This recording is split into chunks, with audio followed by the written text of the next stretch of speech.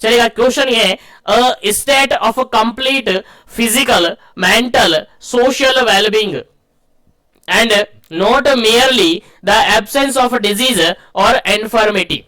उम्मीद है सभी इस डेफिनेशन से भली भांति परिचित होंगे और सभी इस डेफिनेशन को जानते होंगे, बिल्कुल शकल से भी और अकल से भी और भेजे में भी बैठा रखा होगा। चलेगा, क्योंकि सिंपल सा क्वेश्चन है और जितने भी स्टेट गवर्नमेंट की वैकेंसीज आती है उनमें एज इट इज क्वेश्चंस पूछे जाते हैं। डेफिनेशन दिया और नीचे ऑप्शन आपको दे दिया, या ऊपर ऑप्शन दे दिया, नीचे डेफिनेशन आपको से पूछा जा सकता। तो हेल्थ का डेफिनेशन ये है, आप सबको पता है।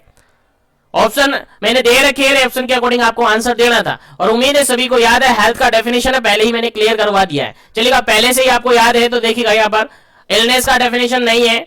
सेकंड ऑप्शन की बात करते हो तो सिकनेस का डेफिनेशन नहीं है। डिजीज की बात करते हो, डिजीज की ऑप्शन नहीं है।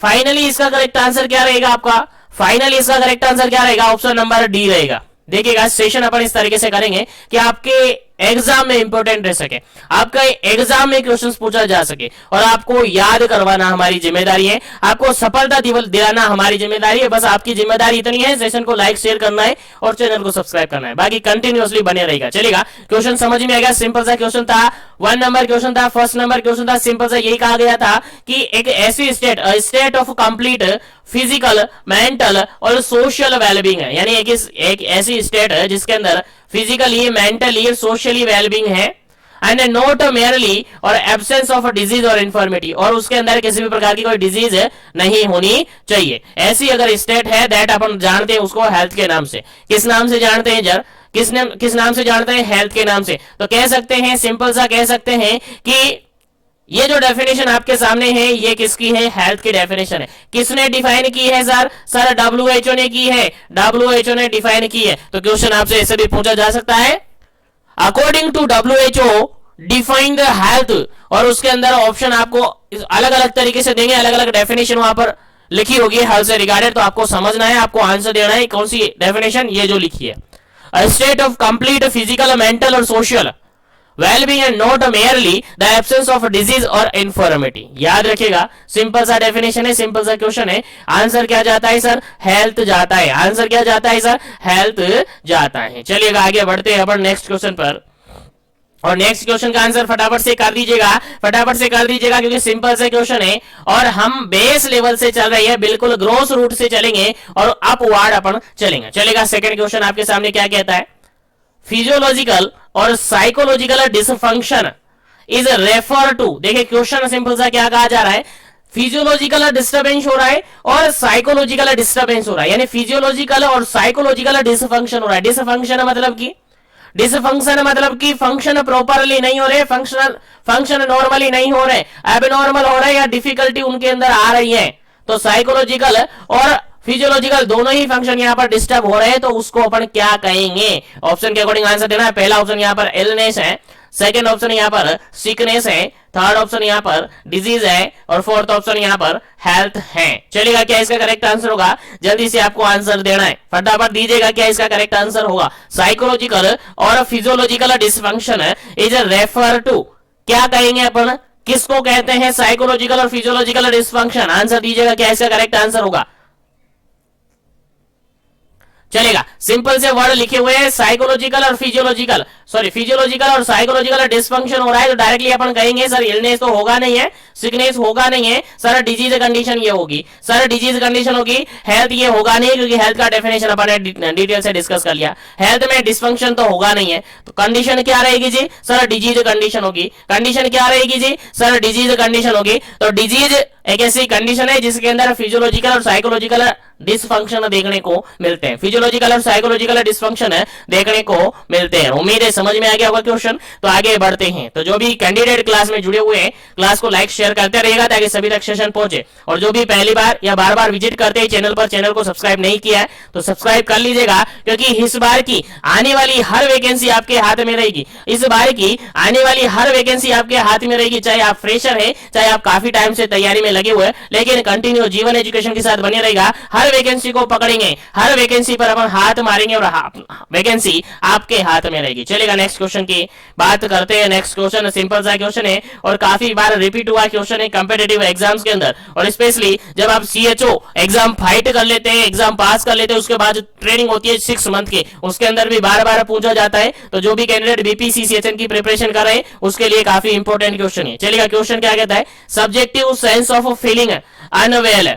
सब्जेक्टिव सेंस मतलब कि खुद सब्जेक्ट को फील हो रहा है, क्या फील हो रहा है कि वो अच्छा नहीं है, कि वो अच्छा नहीं है, उसके अंदर खुद के अंदर फीलिंग आ रही है कि वो अच्छा नहीं है। किसको डिफाइन कर रहा है, क्या होता है, ऐसी कंडीशन क्या होती है, आंसर आपको दे रहा है। Subjective sense of feeling unwell, subject खुद सेंस कर रहा है, खुद फील कर रहा है, या सब्जेक्ट को खुद को फील हो रहा है कि मैं अच्छा नहीं हूं। मैं अच्छा नहीं हूं मतलब बुरा हूं नहीं, अच्छा नहीं हूं मतलब मेरा हेल्थ अच्छा नहीं है। तो क्या कंडीशन यहां पर आएगी, ऑप्शन फर्स्ट यहां पर इलनेस है, ऑप्शन सेकंड यहां पर सिकनेस है, ऑप्शन थर्ड यहां पर डिजीज है, और ऑप्शन फोर्थ यहां पर मोर्टेलिटी है। चलिए आंसर दीजिएगा, क्या इसका करेक्ट आंसर होगा। फिर आगे बढ़ेंगे अपन नेक्स्ट क्वेश्चन पर। उम्मीद है क्वेश्चन समझ में आ रहे होंगे, तो फटाफट से अपना आंसर देते रहेगा ताकि सभी तक क्वेश्चन पहुंचते रहे और सभी अपने अंदर खुद के अंदर सेल्फ कॉन्फिडेंस जनरेट कर सके। और कॉन्फिडेंस काफी बड़ा हथियार है सफलता पाने के लिए। चलेगा, इस क्वेश्चन की अगर आंसर की अपन बात करें तो ऑप्शन नंबर यहां पर ए इज करेक्ट आंसर।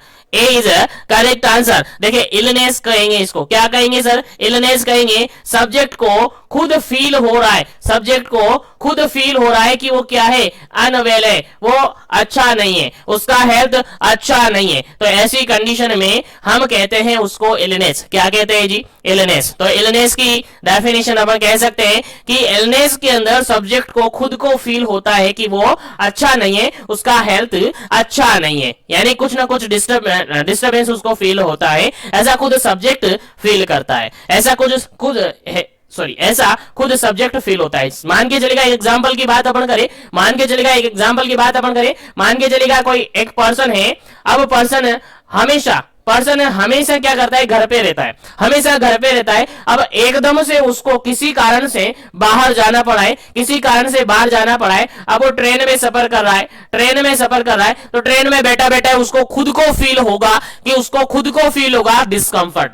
क्या फील होगा, उसको खुद को डिस्कम्फर्ट फील होगा, उसको खुद को टायर्डनेस फील होगा। तो ऐसी कंडीशन में कहेंगे कि वो इलनेस है। उसके अंदर बीमारी नहीं है, लेकिन उसको अनवेल फील हो रहा है, उसको अच्छा फील नहीं हो रहा है। इस कंडीशन को अपन कहते हैं सर इलनेस। क्या कहते हैं जी, इलनेस अपन कहते हैं। डिजीज कंडीशन उसको नहीं है अभी, ठीक है। चलेगा, उम्मीद है समझ में आ गया होगा। तो आगे बढ़ते हैं अपन नेक्स्ट क्वेश्चन पर।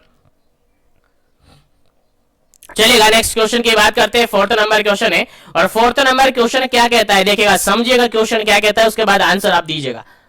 4th नंबर क्वेश्चन है, the pathological process and its manifestation which indicate a departure from the state of perfect health. Question समझ में आ गया। सिंपल सा क्वेश्चन ये कह रहा है जी, द पैथोलॉजिकल प्रोसेस हुई है। क्या हुई है जी, पैथोलॉजिकल प्रोसेस हुई है, और पैथोलॉजिकल प्रोसेस होने के कारण से इट्स मैनिफेस्टेशन देता है which indicate a departure from the state of the perfect health। और परफेक्ट हेल्थ से डिपार्चर होकर उसकी कंडीशन में कुछ ना कुछ चेंजेस हो गया है, जिसके कारण से वो मैनिफेस्टेशन करता है। पैथोलॉजिकल प्रोसेस वहां पर हुई है। क्वेश्चन समझ में आ गया होगा। आई थिंक आपको क्वेश्चन समझ में आ गया होगा। तो फटाफट से आंसर दे दीजिएगा, क्या इसका करेक्ट आंसर होगा। ऑप्शन फर्स्ट यहाँ पर इलनेस है, ऑप्शन सेकंड यहाँ पर सिकनेस है, ऑप्शन थर्ड यहाँ पर डिजीज है, ऑप्शन फोर्थ यहाँ पर हेल्थ है। चलिएगा, आंसर आपको देना है। उम्मीद करता हूं क्वेश्चन समझ में आ गया होगा। एक बार फिर से क्वेश्चन अपन रिपीट करते हैं, आंसर दीजिएगा अपना। देखिएगा, द पैथोलॉजिकल प्रोसेस मतलब कि कोई माइक्रो ऑर्गेनिज्म पैथोलॉजी यहाँ पर खोज कर रहा है। क्या कर रहा है, पैथोलॉजिकल प्रोसेस यहाँ पर हो रही है, यानी कोई माइक्रो ऑर्गेनिज्म आपकी बॉडी के अंदर एंटर कर गया है। एंटर करने के बाद मैनिफेस्टेशन कर रहा है, मतलब क्लिनिकल प्रेजेंटेशन वो देने लगा है।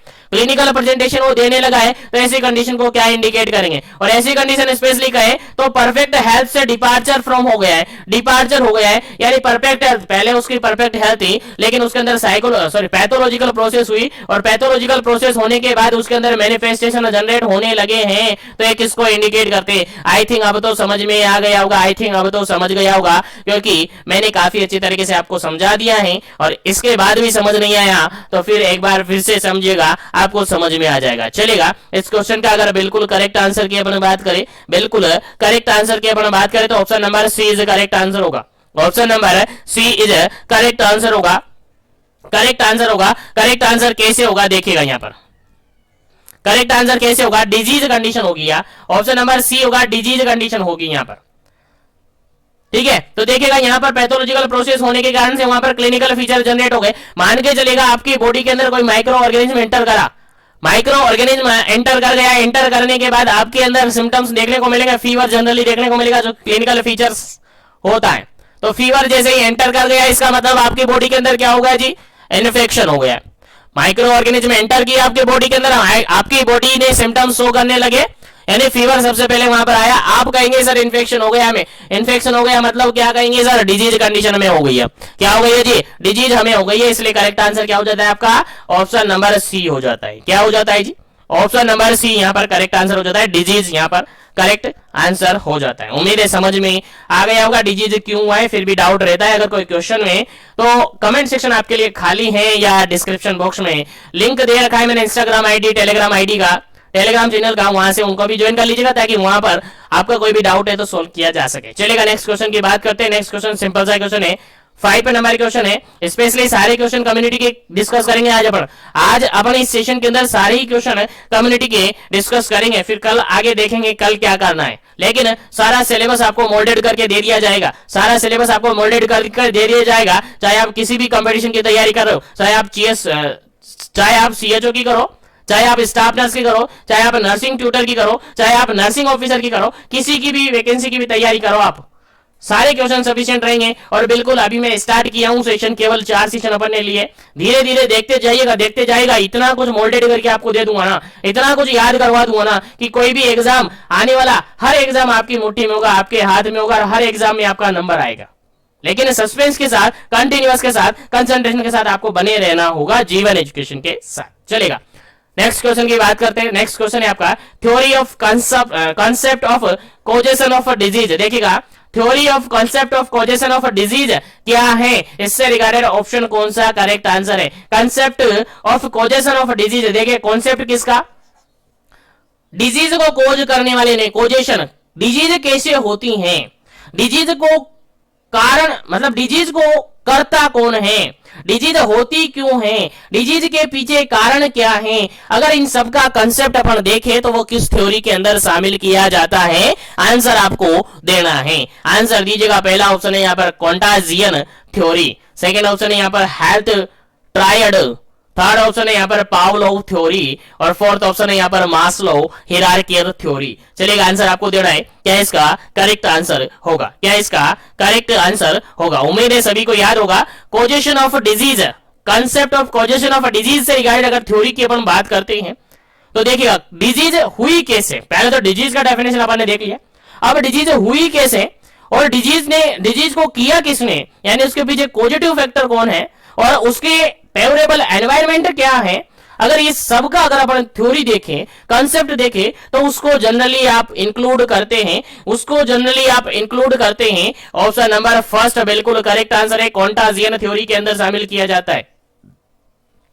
किस थ्योरी के अंदर शामिल किया जाता है सर? कॉन्टाजियन थ्योरी के अंदर शामिल किया जाता है, तो आपको भूलना नहीं है। Concept of causation of disease आपको भूलना नहीं है, बिल्कुल काफी इंपॉर्टेंट है। डिजीज कैसे हुई है, उसके पीछे का कारण क्या है, उसके पीछे की प्रोसेस क्या है, अगर इन सब के बारे में अपन कंसेप्ट लेते हैं तो वो होती है आपकी कॉन्टाजियन थ्योरी। क्या होती है जी? कॉन्टाजियन थ्योरी। अगर हम यहीं पर जाने concept of causation of disease के पीछे थ्योरियाज कितनी है, कितनी अलग अलग टाइप की थ्योरियाज हैं, तो मैं आपको बताना चाहूंगा। स्पेशली अपन यहाँ पर 3 थ्योरीज पढ़ते हैं, स्पेशली यहाँ पर 3 थ्योरीज हम पढ़ते हैं। पहली थ्योरी अपन पढ़ते हैं सुप्रा नेचुरल थ्योरी अपन पढ़ते हैं, पहली थ्योरी है, काफी इंपोर्टेंट थ्योरी है। उसके बाद दूसरी थ्योरी अपन पढ़ते हैं जनरली कॉन्टाजियन थ्योरी, कौन सी जी? कॉन्टाजियन थ्योरी अपन पढ़ते हैं। और थर्ड थ्योरी अपन पढ़ते हैं sir germ theory, sir germ theory अपन पढ़ते तो बेसिकली 3 थ्योरीज अपन यहां पर पढ़ते हैं। उसके बाद आप कहेंगे सर एपिडेमोलॉजिकल ट्रायड थ्योरी भी आती है, तो इन 3 के बाद वो आती हैं, क्योंकि तीनों यहां पर फुली एक्सप्लेन नहीं कर पाती हैं, इसीलिए बाद में जाकर आपकी एपिडेमोलॉजिकल थ्योरी भी आती है, जिसके अंदर आपके जो तीनों ट्रायड सिस्टम है उनके बारे में बताया जाता है। तो सुप्रा नेचुरल थ्योरी के अंदर जनरली मैं यहीं पर आपको डिफाइन करूं तो जितने भी गॉड से रिगार्डेड प्रॉब्लम्स मानी जाती हैं, गॉड से रिगार्डेड मतलब कि इविल स्पिरिट हो सकती है, वार्मथ ऑफ गॉड हो सकता है, या पनिशमेंट ऑफ इविल डेड हो सकता है। ऐसा कहते हैं ना कि आपके पुराने जन्मों का कर्म है, सॉरी पुराने जन्मों के फोड़े हैं, ऐसे कहते हैं ना, बिल्कुल वही बातें हैं, वही चीजें यहां पर शामिल होती है सुप्रा नेचुरल थ्योरी के अंदर। बाकी काफी अच्छी तरीके से मैंने कॉन्टाजियन थ्योरी के रिगार्डेड ऑलरेडी सेशन मैंने थ्योरेटिकल अवेलेबल करवा रखा है, उस थ्योरेटिकल सेशन को जरूर देख लीजिएगा, आपको सारा कुछ समझ में आ जाएगा सुप्रा नेचुरल थ्योरी से रिगार्डेड। ठीक है, लिंक मैं डिस्क्रिप्शन बॉक्स में डाल दूंगा या फिर ऊपर आई बटन पे आपको मिल जाएगा। कॉन्टाजियन थ्योरी के रिगार्डेड फुल कंसेप्चुअल एक सेशन आपके लिए अवेलेबल करवा रखा है। तो सुप्रा नेचुरल थ्योरी के जितनी भी गॉड से रिगार्डेड प्रॉब्लम्स मानी जाती हैं, लाइक इविल डेड होती हैं, वार्मथ ऑफ गॉड होता है कि भगवान का गुस्सा है, भगवान नाराज हो गए, भगवान नाराज होने के कारण से बीमारियां हो रही है, बिल्कुल वो सब कुछ होती हैं। ठीक है, तो वो सारा कुछ अपने डिफाइन कर रखा है अलग तरीके से। ठीक है, अलग से अपने सेशन अवेलेबल करवा रखा है। उसके बाद दूसरी थ्योरी कॉन्टाजियन थ्योरी। कॉन्टाजियन थ्योरी के अंदर जनरली ऐसा माना जाता है कि आप एनवायरमेंट के अराउंड, अपने अराउंड सराउंड यानी अपने एनवायरमेंट के अंदर जो बैड एयर होती है, क्या होती है जी, बैड एयर, खराब हवा जो होती है उसके कारण से बीमारियां होती है, उसके कारण से बीमारियां होती हैं, तो वो कॉन्टाजियन थ्योरी के अंदर शामिल किए जाते हैं। उसके बाद जर्म थ्योरी होती है, उसके बाद जर्म थ्योरी आती है, और इस जर्म थ्योरी को हेनले कोच पोस्टुलेट भी के नाम से भी जाना जाता है, हेनले कोच पोस्टुलेट के नाम से भी जाना जाता है। रॉबर्ट कोच और लुइस पास्चर ने इसको डिफाइन किया। रॉबर्ट कोच और लुइस पास्चर ने इसके बारे में बताया था, ये बताया था कि सर जो डिजीज होती है ना, सर जो डिजीज होती है ना उसके पीछे कुछ जर्म्स होते हैं, उसके पीछे कुछ जर्म्स होते हैं, और वो जर्म ही यानी कुछ माइक्रोब्स, माइक्रोबायोलॉजिकल एजेंट होते हैं, यानी माइक्रोब्स होते हैं, और वो माइक्रोबायोलॉजिकल जो एजेंट होते हैं यानी माइक्रोब्स होते हैं यानी जर्म्स होते हैं, वही डिजीज का कारण बनते हैं। ऐसा आपने पढ़ा है जर्म थ्योरी के अंदर। उम्मीद है समझ में आ गया होगा। बाकी कंप्लीट अलग से सेपरेट सेशन मैंने अवेलेबल करवा रखा है, उसको जरूर देख लीजिएगा। थ्योरेटिकल बेसिस अपने उसको तैयार किया था, थ्योरेटिकल बेसिस हमने उसको पढ़ा था पूरा कंप्लीटली। उम्मीद है ये क्वेश्चन आपको कंप्लीटली समझ में आ गया होगा। तो आगे बढ़ते हैं अपन नेक्स्ट क्वेश्चन पर, आगे बढ़ते हैं नेक्स्ट क्वेश्चन पर। अभी तक जो भी क्वेश्चन डिस्कस किए उम्मीद है समझ में आ गए होंगे, तो सेशन को लाइक शेयर कर दीजिएगा, और जो भी चैनल पर पहली बार विजिट कर रहा है चैनल को जरूर से सब्सक्राइब कीजिएगा, ताकि इसी तरीके से कंटिन्यू सेशन आपको मिलते रहे। चलेगा, नेक्स्ट क्वेश्चन की अपन बात करते हैं। नेक्स्ट क्वेश्चन आपके सामने सिंपल सा इजी सा है, 6 नंबर क्वेश्चन है, और 6 नंबर क्वेश्चन सिंपल सा क्या कहता है, the concept of causation of a disease through the bad air was given by. चलेगा, अभी थोड़ी देर पहले, कुछ ही सेकंड पहले, अभी मिनट भी पूरे नहीं हुए, सेकंड पहले अपन ने डिस्कस किया था सर बैड एयर से रिगार्डेड कौन सी थ्योरी आती है, यानी concept of causation of a disease के अंदर बैड एयर से बीमारियां होती हैं, बैड एयर से डिजीज कोज होती हैं, ऐसा किस थ्योरी के अंदर शामिल किया जाता है, ऐसा किस थ्योरी के अंदर बताया जाता है। आंसर आपको देना है, क्या इसका करेक्ट आंसर है। पहला ऑप्शन यहां पर है जर्म थ्योरी, सेकेंड ऑप्शन है सुप्रा नेचुरल थ्योरी, थर्ड ऑप्शन है कॉन्टाजियन थ्योरी, और फोर्थ ऑप्शन है एपिडेमोलॉजिकल ट्रायड थ्योरी। चलिए आंसर दीजिएगा, क्या इसका करेक्ट आंसर होगा। जस्ट कुछ सेकंड पहले मैंने डिस्कस किया, बैड एयर के थ्रू डिजीज अगर ट्रांसमिट हो रही है, बैड एयर के थ्रू अगर डिजीज हो रही है, तो वो किस थ्योरी के अंदर शामिल की जाती हैं, यानी किस थ्योरी के अंदर बैड एयर से रिगार्डेड प्रॉब्लम आती है, बैड एयर से रिगार्डेड बात कही जाती है। चलिएगा आंसर दीजिएगा।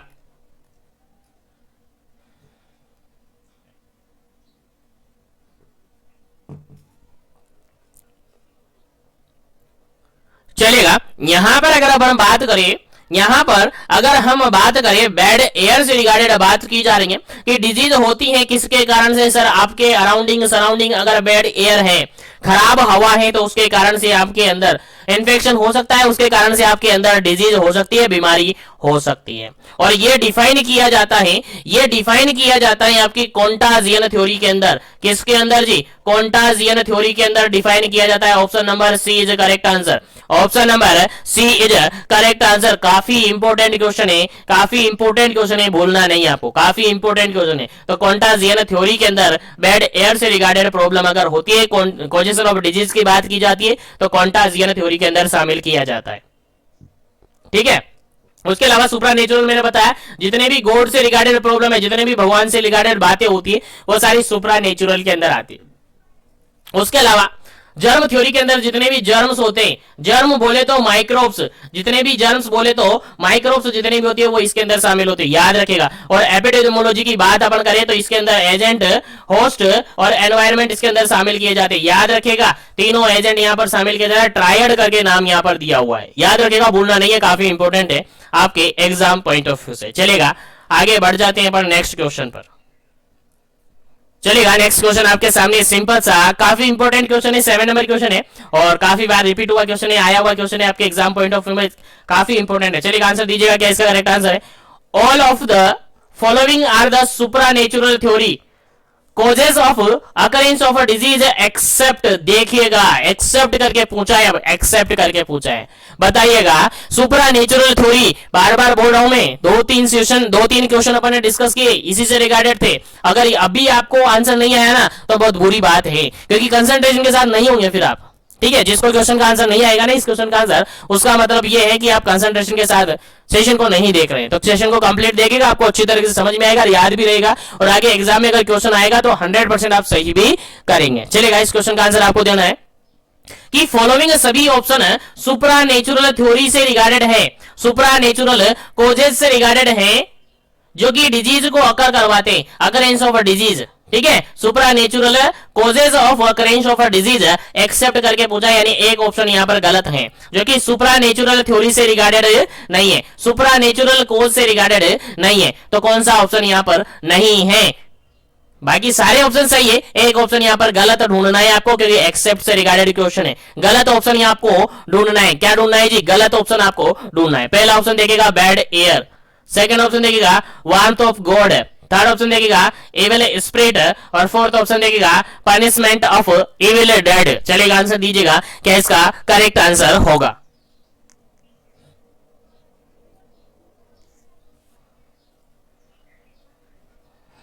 चलेगा, उम्मीद करता हूं सभी को समझ में आ रहा है क्वेश्चन सेशन, सभी को क्वेश्चन समझ में आ रहा है। देखिएगा, सुप्रा नेचुरल की बात कही थी मैंने, और सुप्रा नेचुरल की बात मैंने कही थी तो कहा था सर गॉड से रिगार्डेड, भगवान से संबंधित जो भी बातें हैं सारी कहां आएगी जी? सारी कहां आएगी जी? सर यही आएगी सुप्रा नेचुरल के अंदर। तो देखिएगा, वार्मथ ऑफ गॉड, बिल्कुल भगवान का गुस्सा यहां पर कहां आएगा? इसी में आएगा।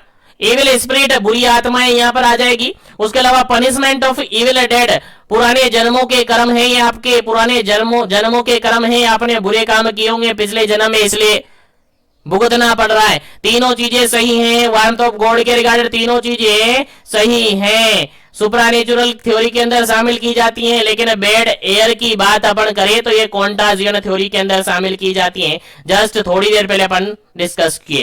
तो बेड एयर यहां पर इनकरेक्ट ऑप्शन है, और करेक्ट आंसर क्या रहेगा आपका? यही रहेगा, option number A is correct answer. Bed air जो कि कॉन्टाजियन थ्योरी के अंदर आते हैं, ये सुप्रा नेचुरल थ्योरी के अंदर नहीं आता है। याद रखेगा, सुप्रा नेचुरल के अंदर क्या क्या आता है? सर वार्मथ ऑफ गॉड आता है, सर इविल स्पिरिट आता है, sir punishment of evil dead यहां पर आता है। लेकिन बात करें अपन बैड एयर की तो बैड एयर यहां पर नहीं आता है, इसलिए करेक्ट आंसर क्या हो जाता है? बैड एयर ही करेक्ट आंसर हो जाता है, क्योंकि क्वेश्चन आपसे एक्सेप्ट करके पूछा था। बैड एयर कॉन्टाजियन थ्योरी के अंदर आता है। उम्मीद है समझ में आ गया होगा क्वेश्चन। चलेगा, आगे बढ़ते हैं नेक्स्ट क्वेश्चन पर, और नेक्स्ट क्वेश्चन है काफी सिंपल सा, काफी इजी सा क्वेश्चन है। देखिएगा, 8 नंबर क्वेश्चन है। 8 नंबर क्वेश्चन कहता क्या है, देखिएगा, समझिएगा। एपिडेमोलॉजिकल ट्रायड थ्योरी इंक्लूड, चलेगा, बताइएगा एपिडेमोलॉजिकल ट्रायड थ्योरी के अंदर क्या क्या शामिल किया जाता है? फटाफट से आंसर देना है, क्या क्या शामिल किया जाता है एपिडेमोलॉजिकल ट्रायड थ्योरी के अंदर? उम्मीद है सभी को याद है, क्योंकि पता नहीं कितनी बार क्वेश्चन आ गए एग्जाम में, और पता नहीं कितनी बार मैंने आपको समझा दिया, पता नहीं कितनी बार मैंने आपको बता दिया और कह भी दिया कि इंपॉर्टेंट है, इंपॉर्टेंट है, आपके एग्जाम में आएगा, आ जाता ही। चलेगा, पहला ऑप्शन यहाँ पर एजेंट है, सेकंड ऑप्शन यहाँ पर होस्ट है, थर्ड ऑप्शन यहाँ पर एनवायरमेंट है, फोर्थ ऑप्शन यहाँ पर ऑल ऑफ दीज हैं। उम्मीद करता हूं जो भी कंटिन्यूअसली बने थे वो बिल्कुल सही करेंगे, सभी को करेक्ट आंसर इसका याद होगा।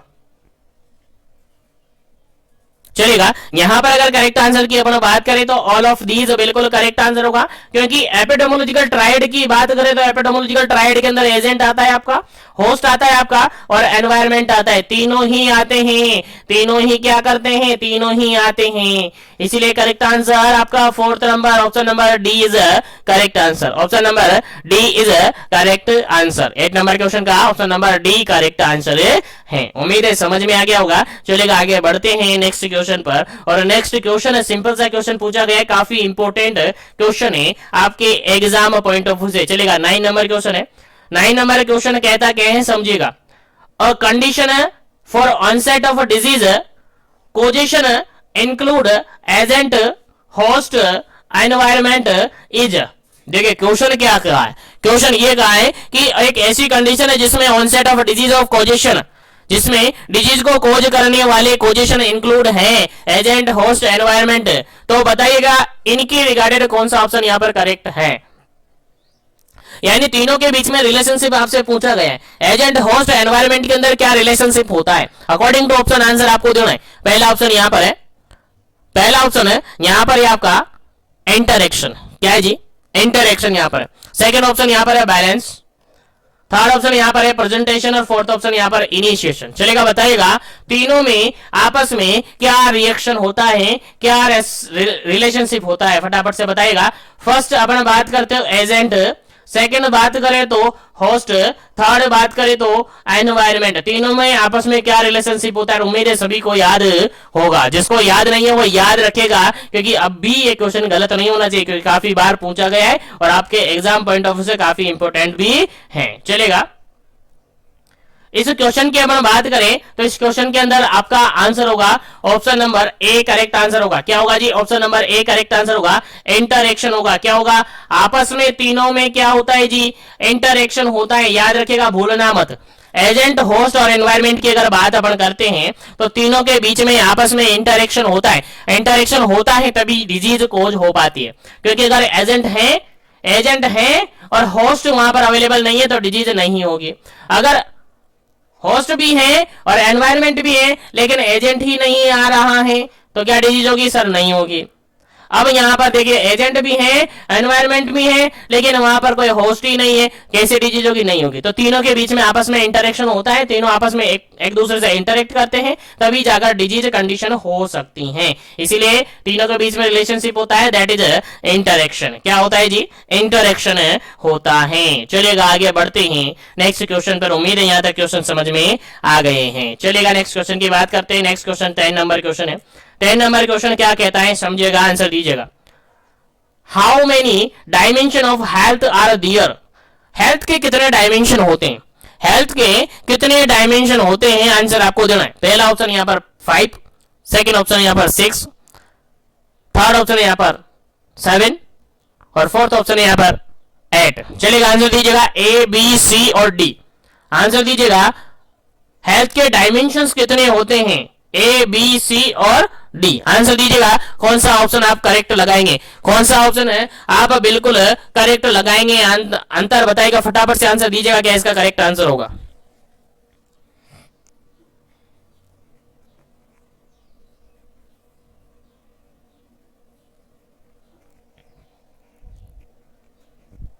चलिएगा अगर अपन बात करें इस क्वेश्चन की, अगर अपन बात करें इस क्वेश्चन की तो बेसिकली अगर अपन बात करते हैं ना तो हेल्थ के जो डायमेंशन होते हैं बेसिकली 5 डायमेंशन होते हैं। बेसिकली हेल्थ के डायमेंशन 5 होते हैं। कितने होते हैं जी, 5 डायमेंशन होते हैं। सर कौन कौन से होते हैं, चलिए बताइएगा। सर यहां पर आपका डायमेंशन होता है फिजिकल डायमेंशन। क्या होता है जी, फिजिकल डायमेंशन होता है। सर यहां पर आपका डायमेंशन होता है सर मेंटल डायमेंशन। उसके बाद डायमेंशन होता है सर आपका सोशल डायमेंशन, सोशल हेल्थ है ना। उसके बाद इमोशनल डायमेंशन, इमोशनल हेल्थ होता है। उसके बाद आपका स्पिरिचुअल डायमेंशन होता है। क्या होता है जी, रिचुअल डायमेंशन। बेसिकली ये 5 डायमेंशन आपको याद रखने, बेसिकली ये 5 डायमेंशन आपको याद रखने। बाकी अलग अलग बुक्स आप देखते हैं, अलग अलग बुक्स आप देखते हैं तो उसके अंदर अलग अलग मिल जाएगा। प्रीवियसली अभी आपने देखा होगा इसी क्वेश्चन का आंसर मैंने खुद ने आंसर कितना बताया था सर, 8 बताया था।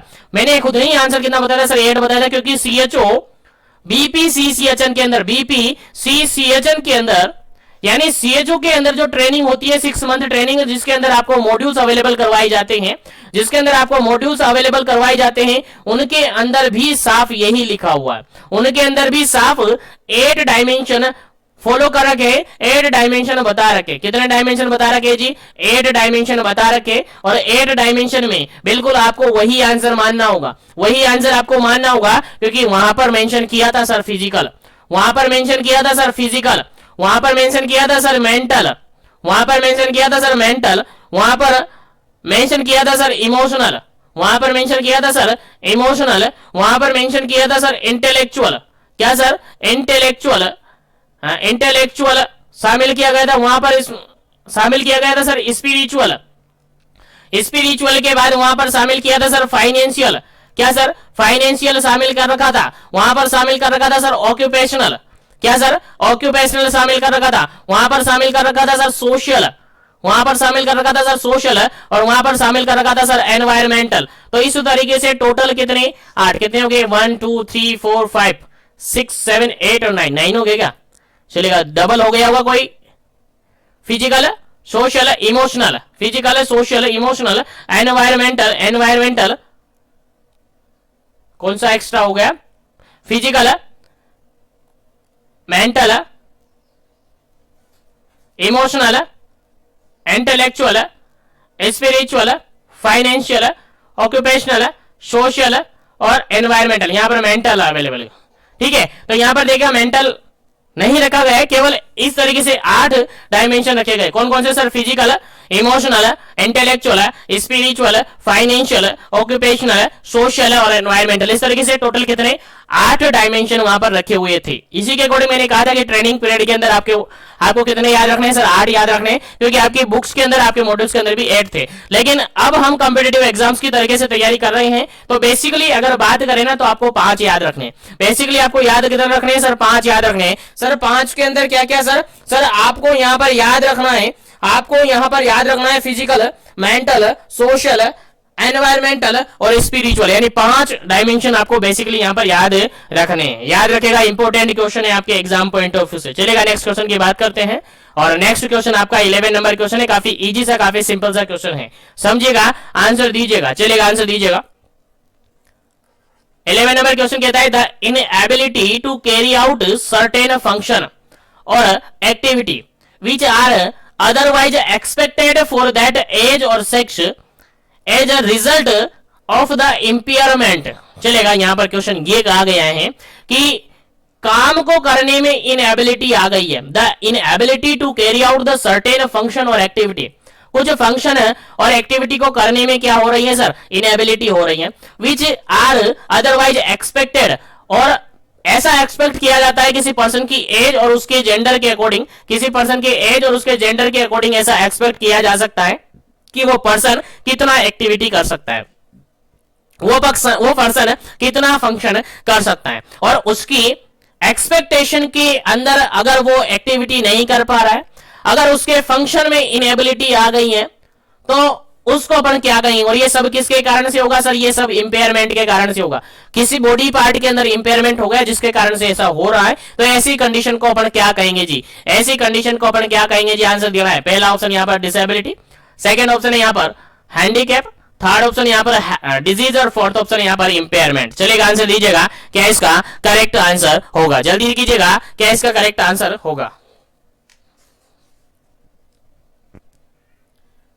चलेगा, क्वेश्चन के अंदर ही शामिल कर रखा है, क्वेश्चन के अंदर ही बता रखा है सर वो एक्टिविटी करने में क्या हो रहा है सर? एक्टिविटी करने में इनएबिलिटी रख रहा है। इनएबिलिटी रख रहा है मतलब क्या हो गया है सर? उसके अंदर डिसेबिलिटी हो गया। इनएबिलिटी यानी उसके अंदर अब एबिलिटी नहीं है, जो काम कर सकता है उसकी एज और उसके जेंडर के अकॉर्डिंग वो काम नहीं कर पा रहा है, वो काम वो कर ही नहीं पा रहा है, उसके अंदर इनएबिलिटी आ गई है। तो जनरली अपन क्या कहेंगे जी? जनरली अपन कहेंगे सर उसके अंदर डिसेबिलिटी आ गई है, डिसेबिलिटी उसके अंदर कोज हो गई है। तो आपका आंसर क्या रहेगा जी? Option number first, option number A यहां पर करेक्ट आंसर रहेगा, क्योंकि क्वेश्चन के अंदर ही बता दिया गया है कि जो पर्सन है उसके अंदर इनएबिलिटी हो गई है, वो अपने काम को नहीं कर पा रहा है। तो ऐसे कंडीशन में अपन कहेंगे कि उसके अंदर क्या हो गया है जी?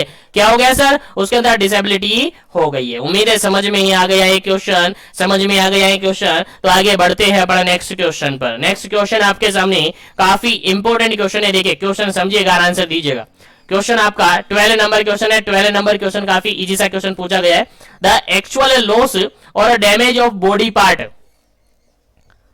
Anatomy and abrasion of the physiological function that occur the consequent to a disease in which या is known as, आंसर देना है क्या करेक्ट आंसर है।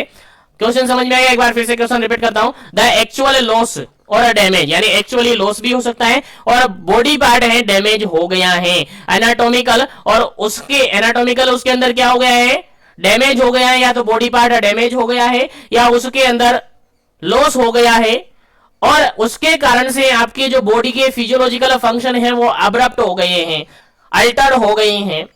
तो जो ये कॉन्सिक्वेंट है वो किसके कारण से हुआ है, किसी डिजीज के कारण से ये सब कुछ हुआ है, तो उसको अपन क्या जानेंगे। क्वेश्चन समझ में आ रहा है। क्वेश्चन क्या कह रहा है, क्वेश्चन सिंपल सा ये कह रहा है कि कोई भी बॉडी पार्ट मान के चलेगा, एक पर्सन है उसका कोई भी बॉडी पार्ट या तो डैमेज हो गया है या उसका लॉस हो गया है, जिसके कारण से उसके फिजियोलॉजिकल फंक्शन अल्टर हो गए, जिसके कारण से उसके फिजियोलॉजिकल फंक्शन क्या हो गए जी, अल्टर्ड हो गए हैं, तो उसको अपन क्या कहेंगे। आंसर दीजिएगा फटाफट से, क्या इसका करेक्ट आंसर है। पहला ऑप्शन यहाँ पर इंपेयरमेंट है, सेकंड ऑप्शन यहाँ पर डिसेबिलिटी है, थर्ड ऑप्शन यहाँ पर हैंडीकैप है, फोर्थ ऑप्शन यहाँ पर डिजीज है। चलिए आंसर दीजिएगा, क्या इसका करेक्ट आंसर होगा।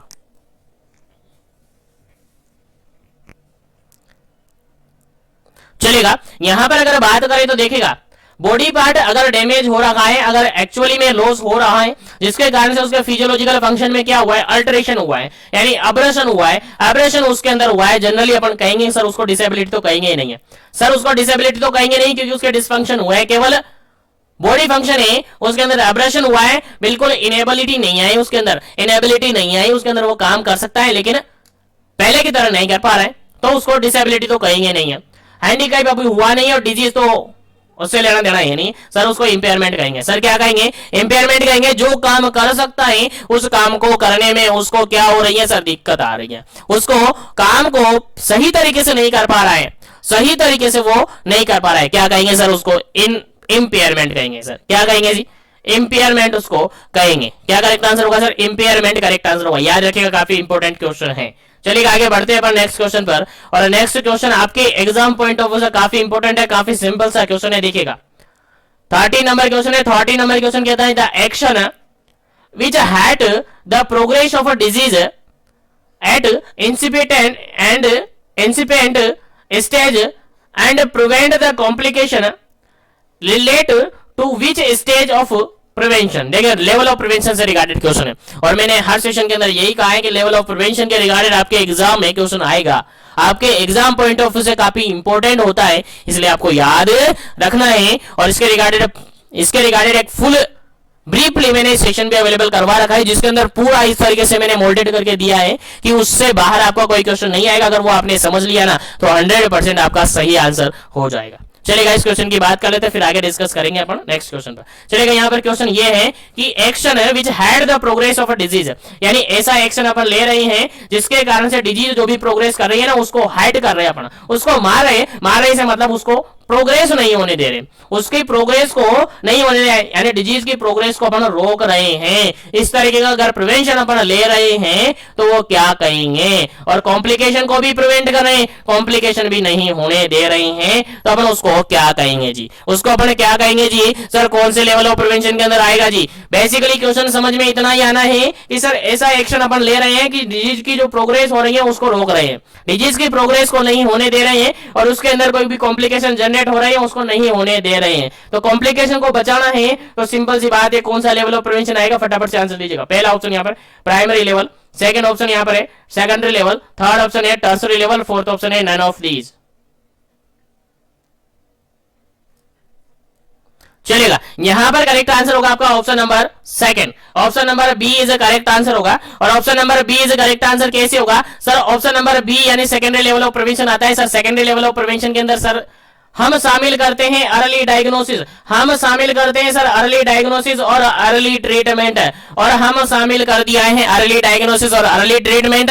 मतलब कि डिजीज हो रही है, डिजीज को फटाफट से डायग्नोस कर लो और उसके ट्रीटमेंट को अप्रोप्रिएट ट्रीटमेंट उसको दे दो, ताकि उसके अंदर प्रिवेंशन, उसके अंदर फर्दर कोई कॉम्प्लिकेशन जनरेट नहीं हो। क्वेश्चन क्या पूछा था? यही पूछा था सर, क्वेश्चन यही पूछा था कि फटाफट से उसका ट्रीटमेंट करना है अपने को, ऐसा एक्शन अपन को लेना है कि कॉम्प्लिकेशन नहीं हो। तो कॉम्प्लिकेशन से बचाना है तो सबसे पहले फटाफट से उसका क्या करना है सर? जल्दी से उसका क्या करना है सर? डायग्नोस करना है, अर्ली डायग्नोसिस करना है, और डायग्नोसिस करके फटाफट से उसके अंदर ट्रीटमेंट स्टार्ट कर दो। अगर ऐसा किया तो कॉम्प्लिकेशन को प्रिवेंट अपन कर सकते हैं। और एक इस टाइप का किस लेवल का प्रिवेंशन है? ये आपका सेकेंडरी लेवल का प्रिवेंशन है। कौन से लेवल का प्रिवेंशन है जी? सेकेंडरी लेवल का प्रिवेंशन है। याद रखेगा, भूलना नहीं है, काफी इंपॉर्टेंट है। चलेगा, आगे बढ़ते हैं अपन नेक्स्ट क्वेश्चन पर। चलेगा, नेक्स्ट क्वेश्चन आपके सामने काफी इंपॉर्टेंट क्वेश्चन है, 40 नंबर क्वेश्चन है। 40 नंबर क्वेश्चन क्या कहता है देखिएगा, और मैं अभी भी बता दूं आपको, लेवल ऑफ प्रिवेंशन के रिगार्डेड कोई भी क्वेश्चन छूटना नहीं चाहिए, कोई भी क्वेश्चन छूटना नहीं चाहिए। सारे क्वेश्चंस को मैंने मोल्डेड करके अवेलेबल करवा दिया है। सेशन में ऊपर आई बटन में दे दूंगा या डिस्क्रिप्शन बॉक्स में मिल जाएगा, या अपने चैनल पर देख लीजिएगा, आपको मिल जाएगा। और अच्छी तरीके से, इतना अच्छी तरीके से मैंने समझाया है उसके अंदर, मान के चलेगा एक बार देख लेना, एक बार देख लोगे ना तो 100% कोई भी क्वेश्चन उससे बाहर नहीं जाएगा, और कोई भी क्वेश्चन आ जाए आप सही आंसर लगा पाएंगे, क्योंकि बहुत ही अच्छी तरीके से मैंने उसके अंदर आपको डिफाइन किया है, समझा रखा है। चलेगा, नेक्स्ट क्वेश्चन की बात करें। 40 नंबर क्वेश्चन है। 40 नंबर क्वेश्चन क्या कहता है? The science and art of preventing a disease, prolonging a life and promoting a health and efficiency through organized community effort. देखिए डेफिनेशन दिया हुआ है, यहां पर एक डेफिनेशन दिया हुआ है। अभी आपको पता करना है कि किसका डेफिनेशन है। हेल्थ का डेफिनेशन है, पब्लिक हेल्थ का डेफिनेशन है, इकोनॉमिक्स का डेफिनेशन है, या फिर पैथोलॉजी का डेफिनेशन है। क्वेश्चन मैं रिपीट करता हूं, अब क्वेश्चन ऑप्शन देख लिया बने, अब मैं क्वेश्चन रिपीट करता हूं, समझाता हूं क्वेश्चन को। देखिएगा, द साइंस एंड आर्ट, एक ऐसी साइंस और आर्ट जिसके अंदर प्रिवेंट किया जाता है डिजीज को, लाइफ को प्रोलॉन्ग किया जाता है, और हेल्थ को प्रमोट किया जाता है। एंड ये सब किसके थ्रू किया जाता है? ऑर्गेनाइज्ड कम्युनिटी एफर्ट के द्वारा किया जाता है। किसके द्वारा सर? ऑर्गेनाइज्ड कम्युनिटी एफर्ट के द्वारा डिजीज को प्रिवेंट किया जा रहा है, लाइफ को प्रोलॉन्ग किया जा रहा है, और हेल्थ को प्रमोट किया जा रहा है। तो इस तरीके का जो साइंस और आर्ट होती है, जो विज्ञान और कला होती है, उसको अपन क्या कहेंगे? आंसर आपको देना है। हेल्थ कहेंगे, पब्लिक हेल्थ कहेंगे, इकोनॉमिक्स कहेंगे, या पैथोलॉजी कहेंगे? फटाफट से आंसर दीजिएगा, क्या इसका करेक्ट आंसर होगा? चलेगा, यहां पर अगर बिल्कुल करेक्ट आंसर की अपन बात करें सर, कम्युनिटी एफर्ट अपन लगा रहे हैं। क्या लगा रहे हैं सर? कम्युनिटी एफर्ट लगा रहे हैं, मतलब पब्लिक हेल्थ लगा रहे हैं। बिल्कुल, और पब्लिक हेल्थ यहां पर बिल्कुल करेक्ट आंसर होगा। क्या होगा जी? पब्लिक हेल्थ यहां पर बिल्कुल करेक्ट आंसर होगा। तो ये क्वेश्चन अभी लास्टली जो बीपीसी सेशन का एग्जाम हुआ है बीआरसीएचओ के अंदर, उसके अंदर एज इट इज क्वेश्चन पूछा हुआ था, the science and art of preventing the disease और प्रोलॉन्गिंग लाइफ, क्या कहेंगे? कौन सी डेफिनेशन है? आपका आंसर जाएगा सर पब्लिक हेल्थ से रिगार्डेड है। तो क्या है? द साइंस और art to preventing the disease, disease को प्रिवेंट करने की साइंस और आर्ट को अपन पब्लिक हेल्थ कहते हैं, जिसके अंदर लाइफ को प्रोलॉन्ग किया जाता है, हेल्थ को प्रमोट किया जाता है by the organized community effort. Community effort लगाकर लाइफ को प्रोलॉन्ग किया जा रहा है, हेल्थ को प्रमोट किया जा रहा है, और डिजीज को प्रिवेंट किया जा रहा है। अगर इस टाइप की साइंस और आर्ट है, इस टाइप की विज्ञान और कला है, तो उसको अपन पब्लिक हेल्थ के नाम से जानते हैं। याद रखिएगा, काफी इंपोर्टेंट क्वेश्चन है आपके एग्जाम पॉइंट ऑफ व्यू से। उम्मीद है यहां तक के सभी क्वेश्चन आपको समझ में आ गए, यहां तक के सभी क्वेश्चन आपको समझ में आ रहे होंगे। तो मैं आगे बढ़ता हूं नेक्स्ट क्वेश्चन पर। उम्मीद है सभी क्वेश्चन समझ में आ रहे, तो सेशन को लाइक शेयर करते रहेगा, ताकि सभी तक क्वेश्चन सेशन पहुंचे और सभी सेशन का बेनिफिट ले सके। चलेगा, नेक्स्ट क्वेश्चन की बात अपन करते। नेक्स्ट क्वेश्चन आपका 15 नंबर है। 15 नंबर क्वेश्चन क्या कहता है, समझिएगा और आंसर दीजिएगा। Conducting pap smear examination to detect the cervical cancer. देखिए क्वेश्चन सिंपल सा यहां पर यह पूछा है, conducting the pap smear. Pap smear जानते हैं, एक डायग्नोस्टिक टेस्ट होता है किसके? सर्वाइकल कैंसर के रिगार्डेड। सर्वाइकल कैंसर को डिटेक्ट करने के रिगार्डेड एग्जामिनेशन टेस्ट होता है पेप स्मीयर, ठीक है? तो उसको कंडक्ट अपन करवा रहे हैं। तो ये किस लेवल के प्रिवेंशन के अंदर आता है? आंसर दीजिएगा। पहला ऑप्शन यहां पर प्राइमरी लेवल ऑफ प्रिवेंशन के अंदर आता है, सेकेंड ऑप्शन है यहाँ पर सेकेंडरी लेवल ऑफ प्रिवेंशन के अंदर आता है, थर्ड ऑप्शन है यहाँ पर टर्सरी लेवल ऑफ प्रिवेंशन के अंदर आता है, और फोर्थ ऑप्शन है यहाँ पर स्पेसिफिक प्रोटेक्शन के अंदर आता है। चलिएगा आंसर दीजिएगा फटाफट से, क्या इसका करेक्ट आंसर होगा। Conducting a pap smear examination to detect the cancer of cervix, cervix के कैंसर को मतलब डिटेक्ट करने के लिए एक एग्जामिन किया जा रहा है, एग्जामिनेशन किया जा रहा है पेप स्मीयर, तो किस लेवल के अंदर आएगा, किस लेवल ऑफ प्रिवेंशन के अंदर आएगा। चलिएगा आंसर दीजिएगा फटाफट से, क्या इसका करेक्ट आंसर होगा। फिर आगे बढ़ेंगे अपन नेक्स्ट क्वेश्चन पर।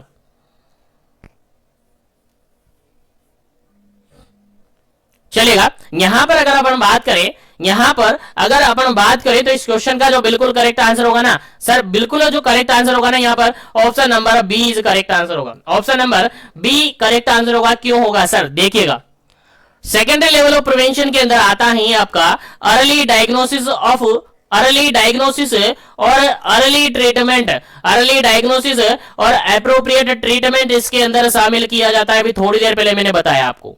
तो जितने भी डायग्नोस्टिक टेस्ट होंगे, जितने भी डायग्नोस्टिक टेस्ट होंगे कहां पर शामिल किए जाएंगे सर, सर वो शामिल किए जाएंगे आपके सेकेंडरी लेवल ऑफ प्रिवेंशन के अंदर।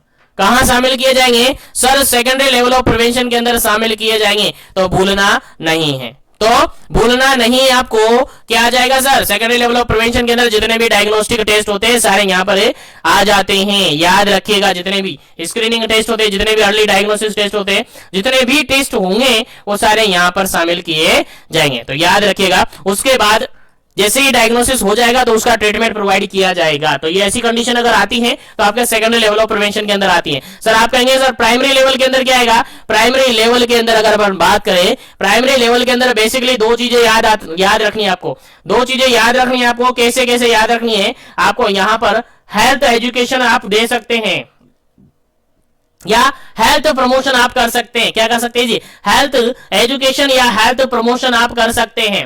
अब हेल्थ प्रमोशन कैसे करेंगे सर, हेल्थ प्रमोशन तो सर हेल्थ एजुकेशन देकर ही करेंगे। उसके अलावा स्पेसिफिक प्रोटेक्शन आप यहां करेंगे। क्या सर, स्पेसिफिक प्रोटेक्शन यहां पर आप करेंगे, स्पेसिफिक प्रोटेक्शन आप यहां पर करेंगे। तो दो चीजें यहां पर शामिल होती हैं, हेल्थ एजुकेशन या हेल्थ प्रमोशन और स्पेसिफिक प्रोटेक्शन यहां पर आप शामिल करते हैं। तो प्राइमरी लेवल ऑफ प्रिवेंशन के अंदर याद रखना है आपको, हेल्थ प्रमोशन और स्पेसिफिक प्रोटेक्शन शामिल किया जाता है, जिसके अंदर आपका इम्यूनाइजेशन आ जाता है, जिसके अंदर आपका इम्यूनाइजेशन आ जाता है। आपके एग्जाम में क्वेश्चन भी पूछा हुआ है, इम्यूनाइजेशन आप कर रहे हैं तो किस लेवल के अंदर आएगा सर, प्राइमरी लेवल के अंदर आएगा।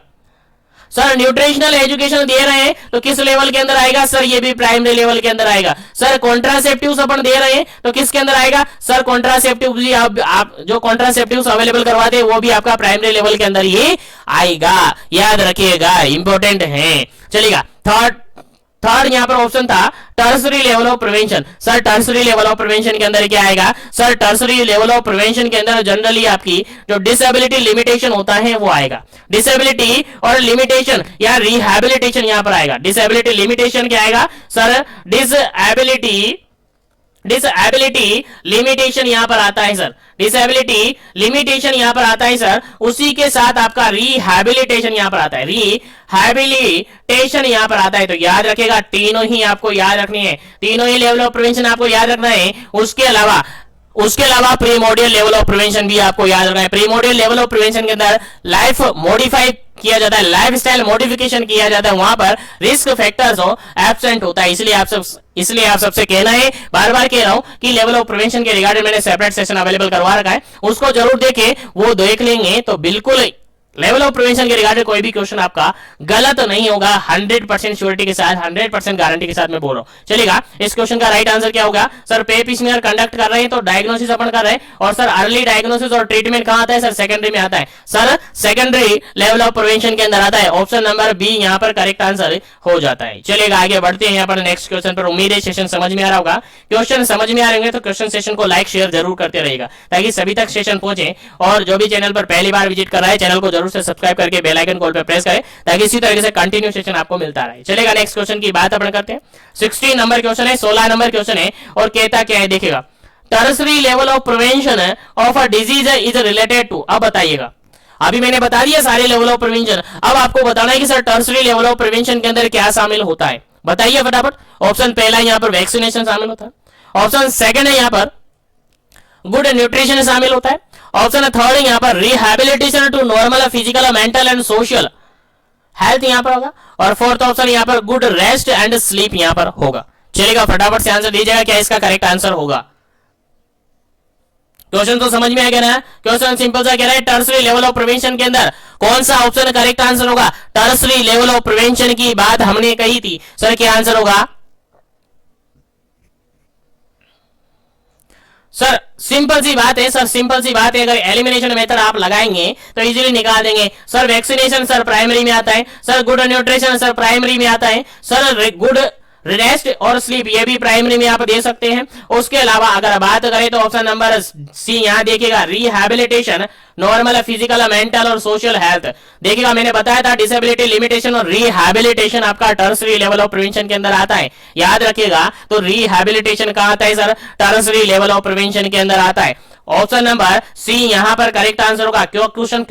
क्वेश्चन क्या पूछा था आपसे, सॉरी क्वेश्चन क्या पूछा था? टर्सरी लेवल ऑफ प्रिवेंशन पूछा था। टर्सरी लेवल ऑफ प्रिवेंशन के अंदर क्या आएगा सर? आपका रिहैबिलिटेशन आता है। सर क्या आता है जी? रिहैबिलिटेशन आता है। ऑप्शन नंबर सी यहां पर करेक्ट आंसर है। ऑप्शन नंबर सी यहां पर करेक्ट आंसर है। चलेगा, आगे बढ़ते हैं। उम्मीद है समझ में आ गया है। चलेगा, आगे बढ़ते हैं। फटाफट से आंसर बता दीजिएगा। ये क्वेश्चन भी अभी मैंने बता दिया थोड़ी देर पहले, तो आंसर आपको देना है फटाफट से। क्वेश्चन रिपीट हुए क्वेश्चन है, इसलिए सारे क्वेश्चंस आपके लिए रखूंगा, सारे क्वेश्चंस आपको अवेलेबल करवाऊंगा, चाहे टाइम कितना भी लग जाए। और आपके एग्जाम आने वाला हर एग्जाम आपके हाथ में होगा, इसलिए कह रहा हूं जीवन एजुकेशन के साथ कंटिन्यू बने रहे, कंसंट्रेशन के साथ बने रहे, क्योंकि हर एग्जाम को आपके हाथ में लाना हमारी जिम्मेदारी है, आपका सिलेक्शन करवाना हमारी जिम्मेदारी है। बस आपकी जिम्मेदारी यह है कि कंटिन्यूअस कंसंट्रेशन के साथ स्टडी करते रहेगा और पॉजिटिविटी के साथ स्टडी करते रहेगा।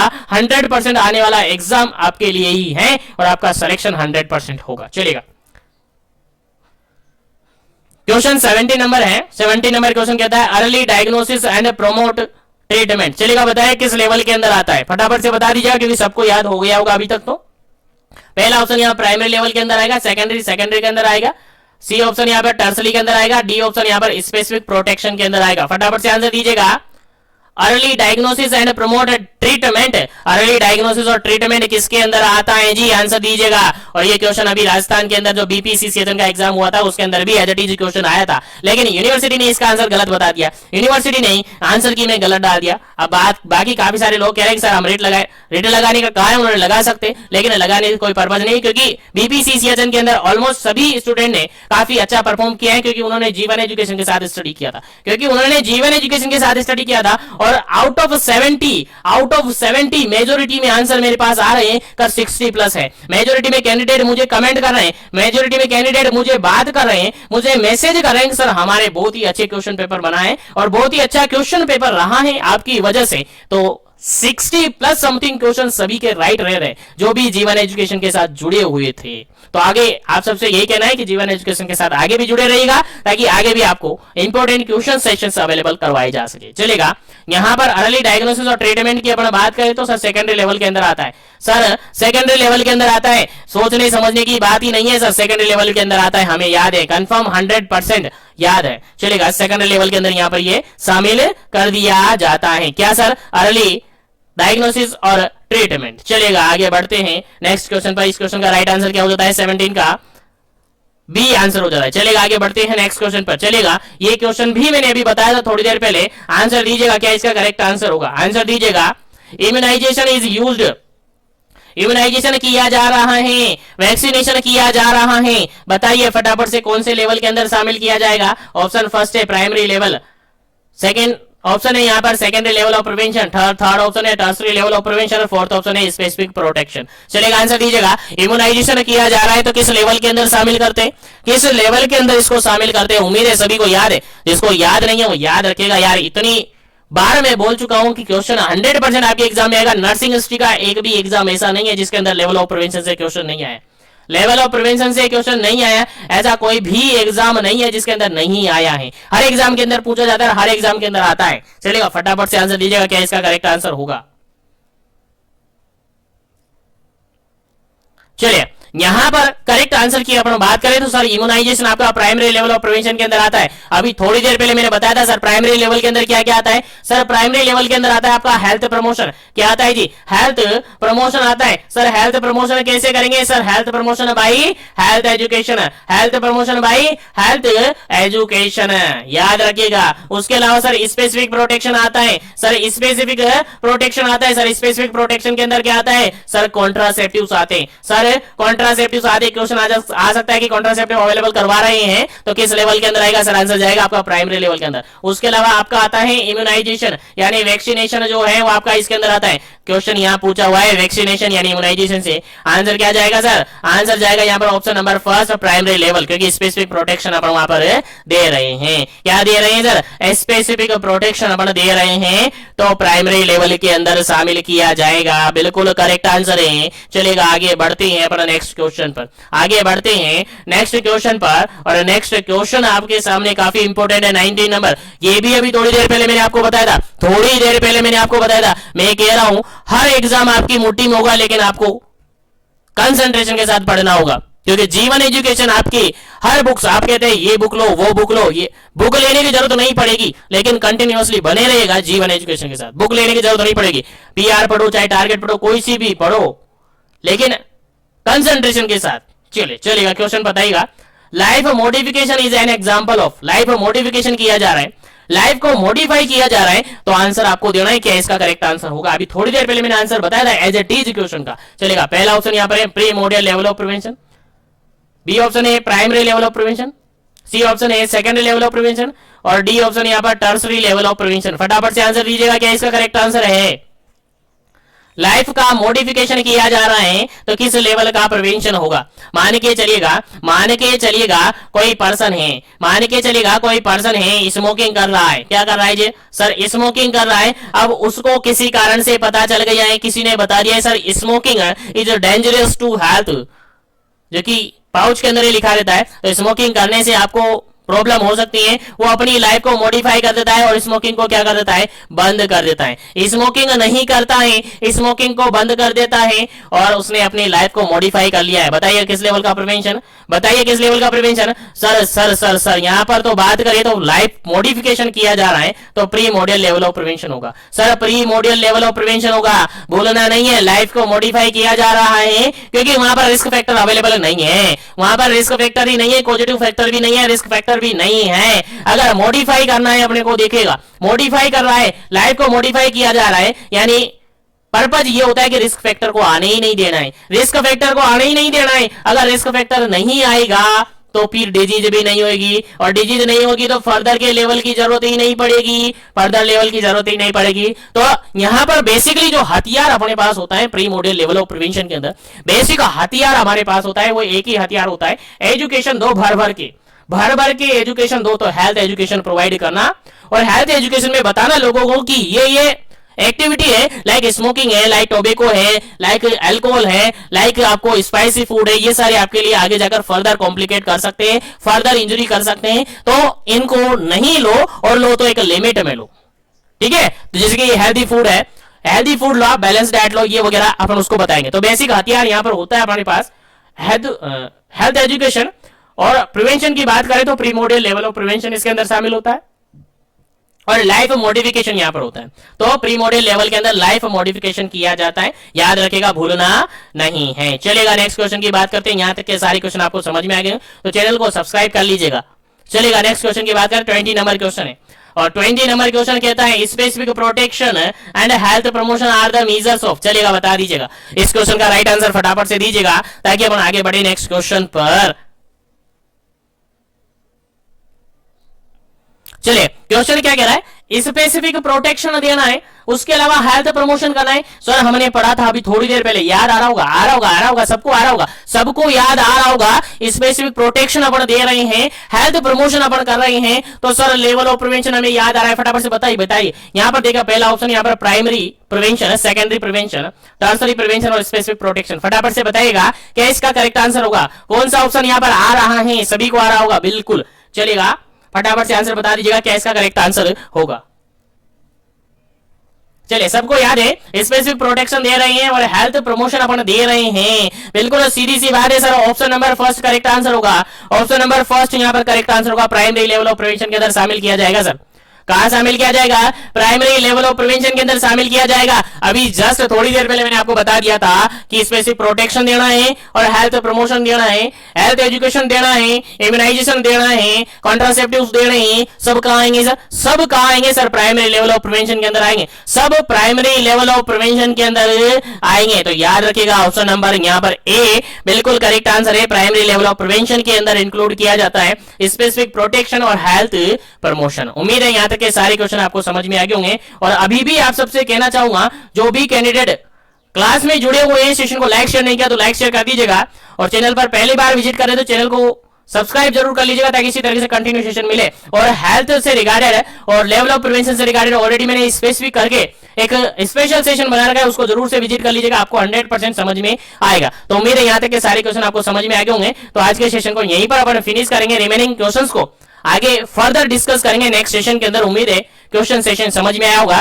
तो सेशन को ज्यादा लाइक कीजिएगा, शेयर कीजिएगा, और सभी का पीडीएफ नोट्स वगैरह आपको अवेलेबल होंगे, सभी का स्टडी मटेरियल आपको अवेलेबल होगा। उसके लिए डिस्क्रिप्शन बॉक्स में हमने मिशन एजुकेशन ऐप का लिंक दे रखा है, या फिर प्ले स्टोर से डायरेक्ट डाउनलोड कर सकते हैं, या फिर टेलीग्राम चैनल का लिंक दे रखा है, इंस्टाग्राम चैनल का लिंक दे रखा है, वहां से जरूर से ज्वाइन कर लीजिएगा ताकि वहां पर भी आपको daily up to date session मिलते जाते हैं, daily up to date questions वहां पर मिलते हैं, तो वो भी आपको मिलते रहे।